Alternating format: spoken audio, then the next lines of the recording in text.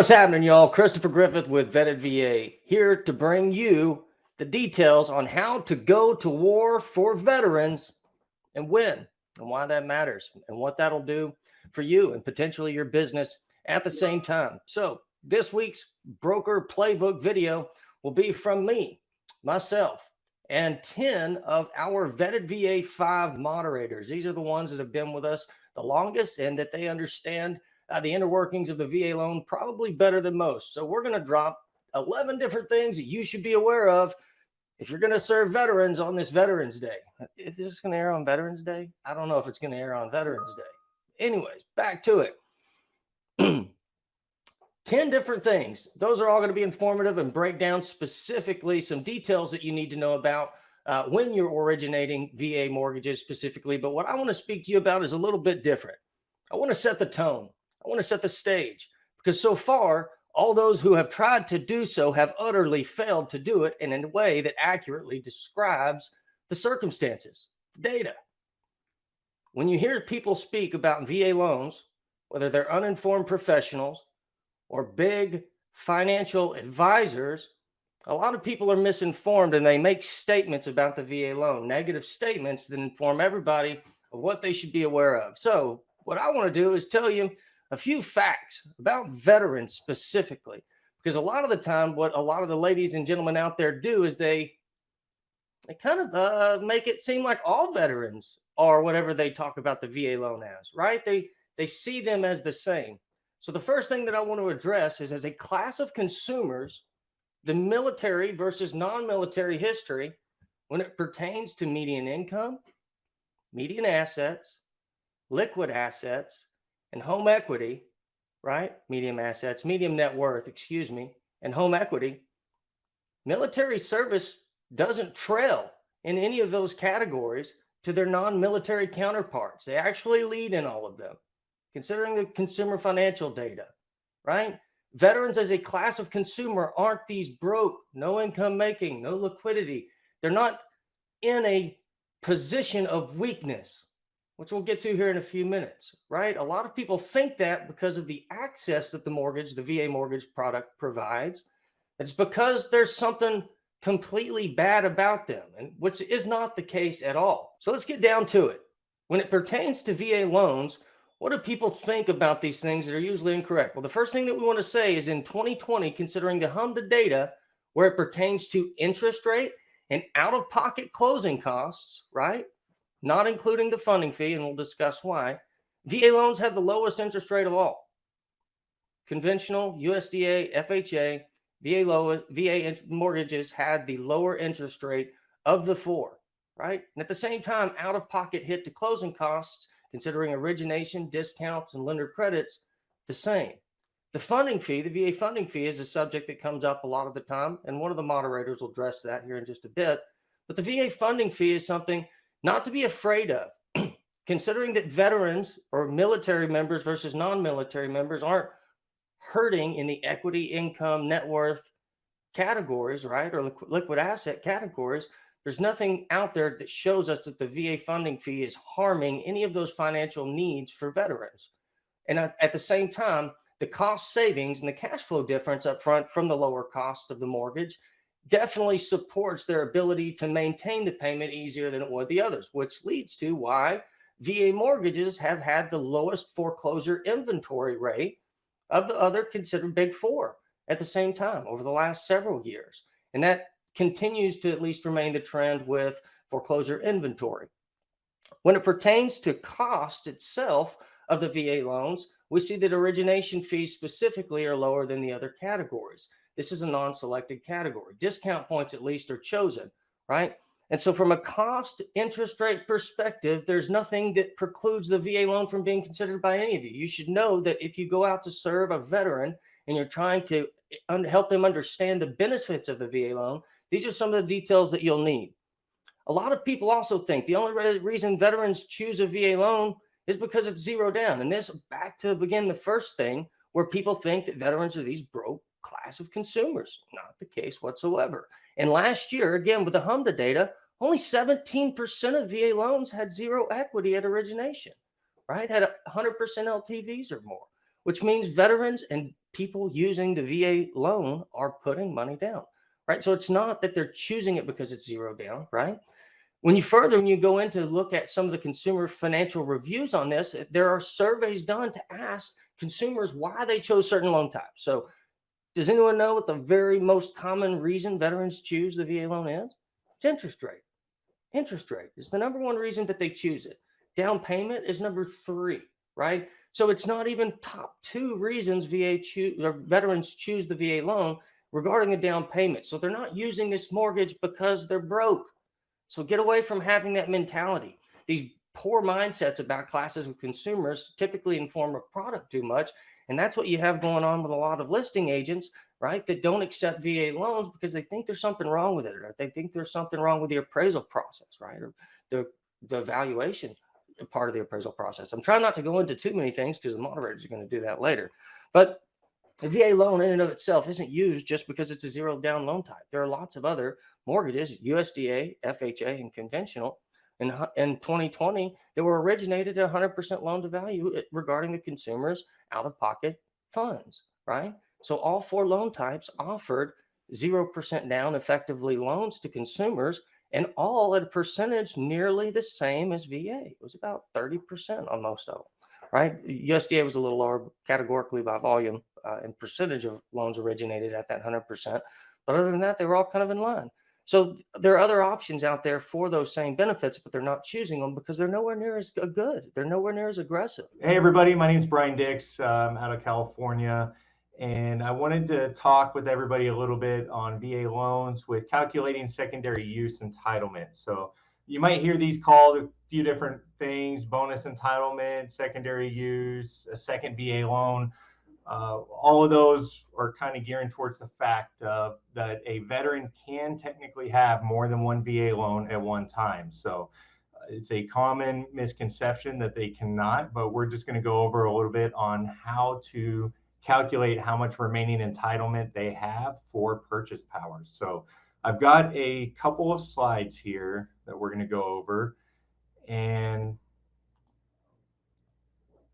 bottom line is that, yes, a veteran can have more than one VA loan. So that's now there's some stipulations on that. It's not that somebody can use a VA loan as many times as they want and use them for rental properties, but you have to purchase the new home as a primary, as a owner occupied house. So you can maintain a VA loan on a previously occupied house that you are collecting rental income. And as I'm sure is covered in another presentation, you can even do an interest rate reduction refinance loan or a VA IRRRL on that as well, even as an investment property. So we'll go over quickly on the formula that's used to calculate that entitlement and then the county loan limits. And then the new loan amount, the VA does have a requirement that the new one does need to be greater than $144,000. So bottom line here is the way VA loans work is that the VA guarantees 25% of that loan to the lender, so that they are basically saying, and very similar to how a conventional and FHA loan works with their mortgage insurance or with that 20% down payment, the VA is guaranteeing, saying that if the veteran or if the occupant defaults on this loan, we will pay you 25% of that loan amount. And what that guarantee does is it's fronted by, or it's set aside by the Department of Veterans Affairs, so that now the veteran is able to buy a house with 0% down payment and they don't have mortgage insurance, which is great. So that 25% is important. And I mentioned that is because that comes into the factor here when you're trying to determine how much secondary use entitlement they have remaining. So the way that the formula works is you're going to take the county loan limit on where they're buying. And yes, I know that VA no longer has loan limits for somebody with 100% entitlement, but the loan limits do come into play here. So you'll take the county loan limit on where they're buying, multiply that by 25%, and that's the maximum amount of VA entitlement that a veteran is eligible for in that county. You take that max entitlement amount and you subtract the entitlement that was previously used on a VA loan, whether that was a property that they still own, deed in lieu of foreclosure, or whatever. But whatever the VA was setting aside for that other loan, and then that's going to give you the remaining amount of entitlement that they have. You'll take that remaining amount, multiply it by 4, and then that's the maximum purchase price you can get with 0% down. Now, the way this works, so this is an example I'm going to go over here real quick, is this is part of what a certificate of eligibility is going to look like. And we see that entitlement charged on a previous loan here was $40,402. And so we're going to take that. We'll take the county loan limit for where the veteran's currently looking to purchase at. And for here, it just happens to be the conforming loan limit, $548,250, multiply it by 25%, and then we get that max entitlement amount.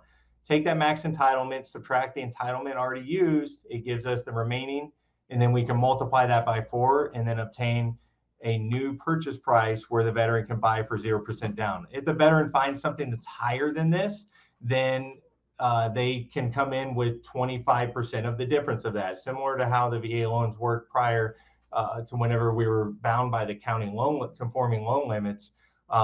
Anything over this amount is going to require a little bit of a down payment. Here's some links for just some more information. The VA breaks this down pretty well, I feel, on their website there for that loan limits on the loan limit screen there. But then also, if you want to look straight for the source, the VA Lender Handbook. That's something that we hang our hat on, and it's the strongest word that's out there, and they go into how to calculate the entitlement and everything on there. A couple differences and nuances, like in California, we have what's called CalVet loans, and those are a little bit different than regular VA loans because the state, they're funded by bond programs, they're funded by the state, and they go into they're the ones that fund the loans, they purchase the property. It's an interesting situation, but veterans can actually purchase a home with 0 down, even if they are short on some of their entitlements. So the only reason I throw that out there is because California, I believe, is the only state that has a program like that. And for those that are licensed in California, I do encourage you to look into the CalVet loan program, because sometimes there might be a situation where one of your lenders won't allow the veteran to qualify, but they may qualify for a CalVet loan, and you can still get them into a house, and then it sets them up to where they could potentially refinance into a regular traditional VA loan later on, or they're in a house and they're no longer renting. So other than that, if you have any other questions, please feel free to ask them below. Reach out to anybody within VettedVa, reach out to me, or just ask in the chat or in the comments, and then we'll be more than happy to address those questions. Thanks.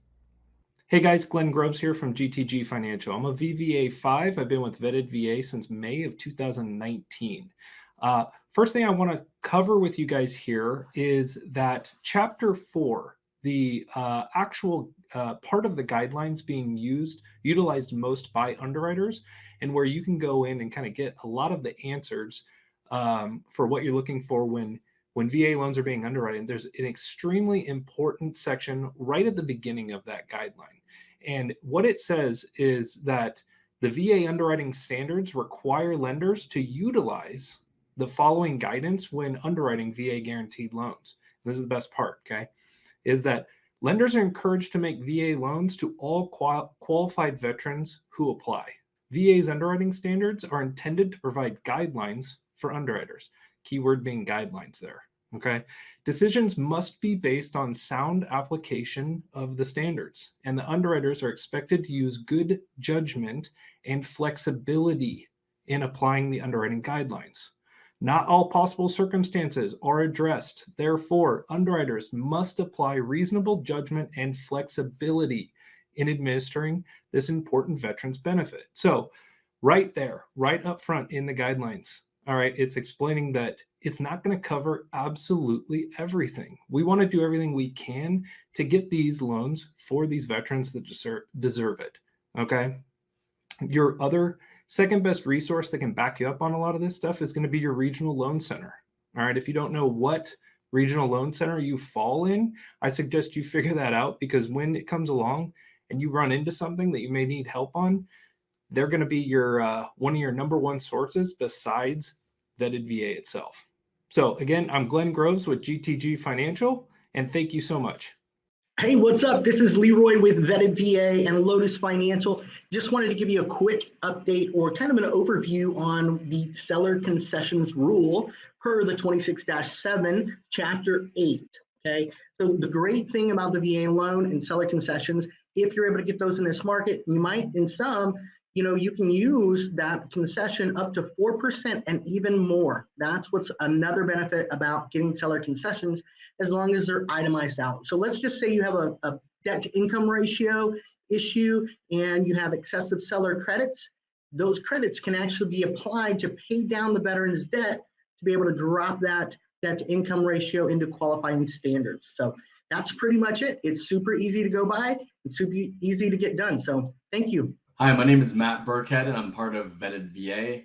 And today I'm going to be talking about the VA loan limits, or actually lack thereof, and also how to calculate the down payment if you do have another VA loan or compromise eligibility.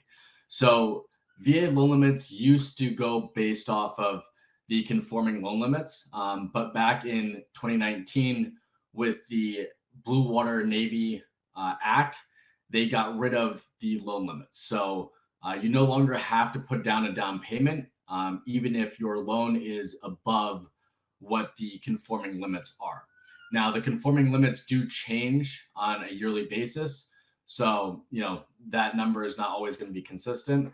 But, for example, this year it's $548,250 as the conforming limit. You can do a VA loan for $900,000 and not have any sort of down payment, as long, of course, as you qualify based on your debts and income and all of that. Now, where the loan limits do still come into play is if somebody has compromised entitlement, or they have another VA loan that they're still going to have, and they're getting a second VA loan, right? So in that case, basically what you would do is you would do a calculation based off of the existing entitlement that is used already. So for example, if a veteran has used $50,000 of entitlement, that means usually they have a loan of about $200,000. Okay. And so you would subtract that from the county loan limit for that year. So in this case, it would be $548,250, and then you subtract out $200,000 from that. And so what they could do with zero down payment would be a loan size of $348,250. Now, that's not to say that they can't go above that loan amount, right? They're not restricted to that. That's just the max they can do with zero down. So once you go above that, let's say someone wanted to do a loan of $500,000, right? So for every dollar above the $348,250, they would have to put down 25%. So in that example, if someone wanted to purchase, a house of $500,000, then the required down payment would be $37,938. So they're still able to do above the conforming limit. There just has to be a calculation done to figure out what the max loan amount would be with zero down, and then anything above that is 25% down. And this also comes into play if there's a compromise of entitlement. So for example, if someone had a foreclosure or a short sale, then their entitlement could be compromised, most likely is, if the VA lost money on that short sale or foreclosure. So in that case, even though they don't have a house with a VA loan on it right now, they would still have entitlement that is used up. And so then you'd have to do the calculation to figure out what the max loan amount would be with zero down. And like I mentioned before, the conforming limit does change every year. So coming up in 2022, that number is going to be slightly different than the $548,250 that it is for this year. So just keep that in mind. Typically it goes up, and so that would help with a zero down payment loan. Hello, everybody. Mike Alberico with VettedVa, and I just wanted to hop on to explain quickly what a LES is, and that's your leave and earnings statement. Anybody active duty military gets one of these. It's their pay stub, and it's easy for them to pull from what's called the DFAS website, meaning the person that is active duty can go ahead and pull it up real quick and send it over to their loan originator. And it's an easy way to calculate income. And I do have a quick example here, and I'll just go down the basics of it and how you enter it into your LOS, your loan origination software. So let me bring that up real quick. So this is exactly what the vet will pull from the website. And on this one, it's pretty simple, but you'll see other aspects potentially. But these are the three main components. Base pay is just what the salary is that they receive from the military. BAS is what they get it's called basic allowance for subsistence. And that can vary based off their rank and where they're living. And here's an important one to look at, and I'll briefly cover it. BAH, basic allowance for housing.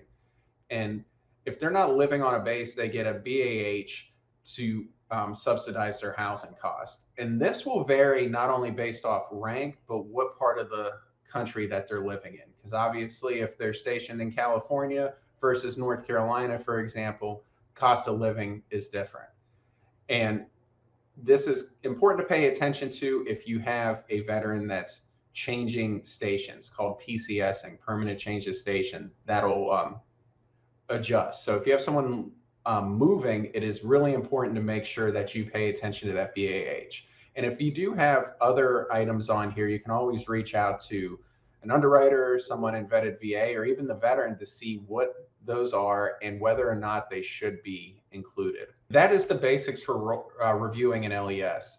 For all our brokers out there, you can always go into the Brokers Are Better Facebook group and ask questions on this. VettedVa has professionals on watch every day of the week to answer questions like this. Thanks for your time. Hello, my name is Jason Rivera, and I'm with Keller Williams San Diego East Foothills and the partner of the Legacy Realty Network team. Today, let's talk about the value of Tidewater from an agent's perspective. The value of Tidewater comes from the ability to be informed that the appraiser is having difficulty finding value. Unlike any other traditional loan products, the VA loan gives the requester, typically your loan officer, a chance to provide additional data to the appraiser to justify the sales price. From the listing agent's standpoint, knowing that the deal is not dead in the water is important. Inexperienced agents hear Tidewater and immediately want to cancel the deal. However, allowing the process to run its course, in my experience, has been proven to be more successful than trying to cancel and go through the entire process again with another buyer. From the buyer's agent's perspective, pulling market comps, monitoring current pendings that may have closed, which can now be used as market comps, having a list of upgrades of the home, and having this data readily available is key to utilizing this opportunity. When the appraiser issues Tidewater, you have 2 business days to provide this data, and the quicker you are at getting this to the loan officer, the quicker the process can proceed. If the appraiser does not change their mind after Tidewater, the veteran is given a second opportunity to proceed through the formal submission of a reconsideration of value, ROV, to the VA. I have found that having an experienced team made up of the loan officer and the agent in terms of knowledge of the VA loan process is important to the veteran, as this process is time sensitive, and having a solid team advocate on their behalf will provide the most opportunity for success. I'm Jason Rivera. Thanks for listening about the value of Tidewater from an agent's perspective. Hi, I'm Isabel Williams with That Does Deals, and today I'm going to be talking about residual income and how it's calculated. So for residual income, what they're looking at is the net income after taxes. Can make it a little scary because what VA is most concerned about is the actual cash flow the borrower has left at the end of the month, net, because that's what we take home. So when they're calculating the residual income, you're going to take the gross income minus out any possible taxes. Then you're going to use that net number, and then you're minus out the monthly expenses. For example, the housing payment, any car payments, credit card payments, student loans, all of that has to be backed out of the net income. And what's left once you've made all of those subtractions is your residual income. And there is a whole chart that shows you based on your particular area and your household size, how much net income or residual income you should have left over. So if, for example, one of the biggest ones that people miss a lot of times is when we go over 40% debt to income, you have to calculate 120% of the residual income. So be aware of that. And if you guys ever get stuck, you already know that VettedVa is here to help walk you guys through that process. Have a great day. Today, I want to talk about basic allowance for housing, which is also known as BAH. Many active duty military borrowers receive this, and in some areas, they may also receive a second tier of housing allowance, which is called additional variable housing allowance. Both of these amounts can be used as qualifying income for a VA home loan, but there's more. Both are also non-taxable forms of income, which means that VA guidelines allow us to gross the income up by 125%. So in an example where a veteran borrower earns $3,000 a month in base allowance housing, we can gross that up to a total of $3,750 a month to use for their qualifying income. In many cases, this additional income is the difference between the veteran qualifying for their home loan or not. This is just one of the many great things that make VA loans a wonderful option for veterans who qualify. I hope this information has been helpful. One major benefit to VA borrowers is that they have 3 different opportunities to meet value for the appraisal on their property. First, they have the normal process, and as we all hope, during the normal appraisal process, that your value comes in where you hope it's going to be. But if the appraiser is calculating their opinion of value to come in lower than expected, then they must issue what is known as Tidewater on the loan. This is the second opportunity where the veteran borrower has the opportunity to meet value for their home. When the Tidewater initiative is issued, the person who has requested the appraisal is notified, and then they must notify all other parties to the transactions.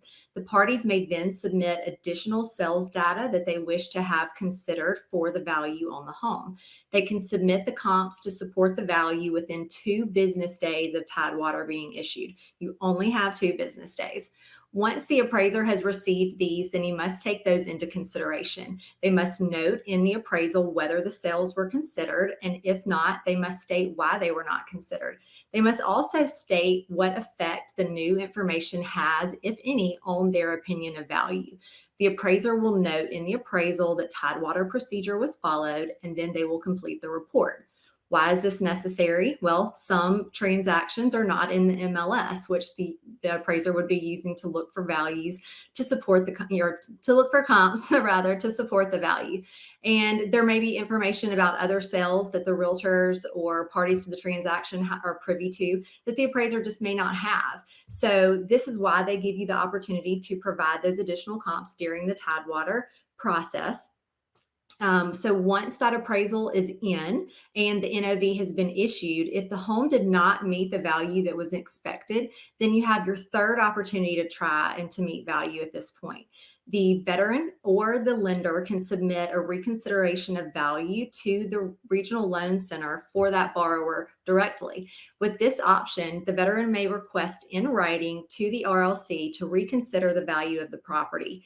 If the request is received through the lender, then the SAR on the loan is encouraged to research market data and provide a recommendation to the RLC with the veteran's request. Within 5 business days, the VA staff will review the appraisal report. They'll review the additional submitted data as well as the market data that's available through their own appraisal management system. In some cases, the VA may also conduct a field review, which can take up to 20 days to complete. This is kind of rare, just FYI. If they determine during this reconsideration of value process that an increase in the value is appropriate, then the VA will issue an amended NOV at that time. So unlike many other loans, the VA gives the borrower 3 different opportunities to meet the value that they are seeking. It's not only a huge benefit to the borrower, but can also be seen as a major benefit to the sellers as well. In a market like we've seen over the past year with rapid rising values across the United States, these processes can be invaluable to veteran borrowers. 3 different times to meet the value on their home. And you need to be able to articulate these things about the consumer, because a lot of the professionals out there have these poor mindsets, right? Dave Ramsey, we're going to say that name one time. Dave Ramsey tells people these things all the time. It's not that Dave's not a bad guy. I think he's probably a really good guy, it seems like. But what he's saying when he says VA loans have the highest interest rate, wrong. VA loans have the highest out-of-pocket costs, wrong. The only reason people choose zero down VA loans is because they're zero down, 17%, wrong, right? It's not hard to get through some of the weeds on this stuff. And so the point is that they try to make is for veterans that using the VA loan that they're doing this because they're weak. They're putting zero down because they're weak. Ladies and gentlemen, you originate mortgages. You understand the cost of money. You understand where we're at right now in a period of inflation. What benefit does it serve a consumer as it pertains to maintaining equity and growing equity to put money down if they don't have to, right? Period. The house grows the same whether there's a 0% mortgage or a 100% mortgage, right? So why is it a weak thing not to put money down? Well, it's not, especially when you consider, again, the default inventory rate being lower for VA loans. One of the biggest reasons why you should want to get a veteran in a VA loan is because of their ability by the data, right? Looking at it to maintain home ownership. That's the key, right? How do you maintain home ownership over a long period of time with fluctuations in cash flow and costs and surprises, right? Because that is what creates the bigger boom that I believe is caused by home ownership. And that's wealth creation, especially for those that have never had it. Maybe fundamentally, that's why the VA loan is such a big deal. But if you look at the way that it helps minorities as well, at a larger rate than the other comparative loans, you can begin to see that the fundamental nature of the VA loan itself is one that finds people in a healthy, holistic way to create home ownership in a continuous way with low cost efficiency, right? Buying with zero down isn't weakness. It's an earned entitlement, right? This is a mortgage that their service has purchased contractually. When you do mortgages, debt, right? Y'all know about debt. Anyway, debt itself is contractual, right? If then kind of stuff. And they've earned this entitlement. So make certain that you know some of the fundamental natures behind the type of class of consumer that they are so that you're representing them appropriately and advising them correctly. And know that even if you're afraid of the funding fee, like currently leaving active military, becoming veterans, nearly a third of them have service-connected disability at 10% or more, which will negate the VA funding fee itself, right? 25% of all veterans have a service-connected disability of 10% or more. And that's significant. If you consider that the funding fee won't be a part of it, the entirety of which loan is better changes even further so that it's a bigger deal. It's black and white, ladies and gentlemen, on cost, on rate, on term. There are circumstances where maybe the VA loan in this circumstance isn't best because of this reason. That's how the nature of things are. But itself, the VA loan and veterans as a class of consumer and as a class of mortgage, supreme. They really are. They're really doing well as far as maintaining home ownership and establishing it in a meaningful way. And what I want to tell you all, if you made it to this point, is how do you go to war for veterans and win? One, lay down your solicitation tongue. Don't go in looking to gain something, first of all. Go in looking to give something. Go in looking to educate them. Two, go in armed with the knowledge that the broker channel specifically, this is Brokers Are Better, right? This is AIME. The broker channel specifically does beat the other channels of origination when it pertains to overall interest and cost, right? And that's historical based off of HMDA data. Now, it's not as egregious per channel as everyone may think oftentimes. But what you do need to know is there are plenty of these big companies because there are a lot more in the retail channel than there are the broker channel, right? And there are a lot of those companies that do charge egregious costs. They have ridiculous points, fees, costs, and they're charging interest rates that are probably, I don't want to go into too much, but they're significantly higher than what you're able to offer. You're able to offer these things not because you're better inherently. Optionality gives you an edge, right? Optionality gives the consumer an edge. And that's where you can go to war for veterans and win. Because if you understand them as a class of consumer and their capability, you understand the product, why it is better in most circumstances, and you understand the nature of your existence to wield that product, can be better as long as it's informed, then you can go out there and serve these consumers, find these consumers in difficult places, inform them, and show them ways to move forward that fit in with every which way that they need to move in order to get to their goals. I hope this stuff helps you. I hope what VettedVa is doing and informing on in this community is helping. At the end of the day, we want every professional out there to be informed. If you watch this video, come to VettedVa Professionals Only on Facebook, and our moderators will serve you and your informational needs the same exact way that we serve veteran consumers in our main group. Our goal is to find people where they are and educate them so that they can find and choose a better path to move forward. Movement is life, ladies and gentlemen, and we hope you've enjoyed this. Broker's Playbook.